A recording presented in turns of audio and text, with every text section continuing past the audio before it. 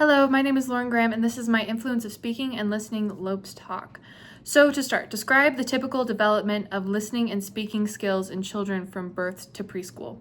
So to start, I would say the first 3 years of a child's life is the most influential when it comes to listening and speaking skills and their development of that. Like from birth to 3 months, one source says they should react to loud sounds and smile when he or she sees you. So just kind of responsive things, right? From 7 months to 1 year, they may enjoy playing peekaboo. They might laugh with you, playing games, pat a cake, stuff like that, interactive games with them.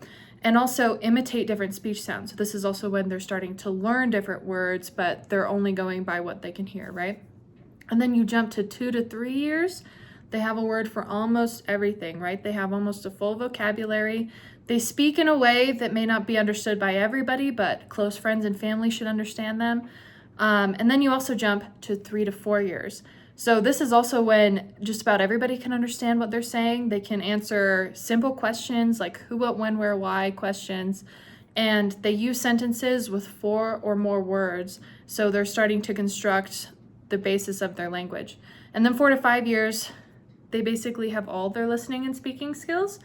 They can use sentences and give many detail, can hold conversations, name some letters and numbers, and they know how to speak, right? So that leads to the next part. Describe the typical development of listening and speaking skills in children from K through 3.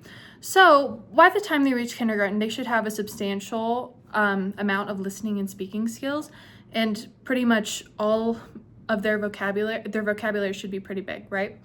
But as children enter kindergarten and progress through 3rd grade, their language skills are refined. So they have more extensive vocabulary the more they talk to teachers, parents, peers, all that stuff. And they learn to communicate more in an academic setting, in the person-to-person setting. It all comes together in kindergarten through 3rd grade. And children in kindergarten might begin by asking and answering questions about key details, and they might be able to hold a conversation with you pretty well. Obviously, they're still kindergarten, they might get off track, but that's also where once they progress, 1st, 2nd, 3rd grade, they should be able to hold conversations with you and stay on track, and also their vocabulary will grow to be a lot bigger. And again, they will just keep refining those skills to support both social communication and academic learning. And so that brings us to the next point. Explain the effect of language delays on listening and speaking. So there are 2 types of language delays. They can be categorized into 2 types as receptive, which is listening, and expressive speaking. So children with language delays, they can exhibit difficulty in understanding instructions and have a very limited vocabulary compared to the peers, which is why it is so important to catch it early so that those children can have their needs met, right? And they can often struggle to participate in classroom discussions and peer interactions. So again, super, super important that it gets caught, because these children might be overlooked and they might be struggling. So it's important to be able to meet those needs as soon as possible. So that brings us to the next step. Describe the influences of listening and speaking skills development on the development of reading and writing skills. So listening and speaking skills are the foundation for reading and writing skills because they give a basis of understanding for language. If you don't understand how to listen or talk, then you probably won't understand reading or writing, right? So oral language development lays the foundation for literacy. It builds awareness of phonics, that makes phonic learning a lot easier to children who have an extensive vocabulary.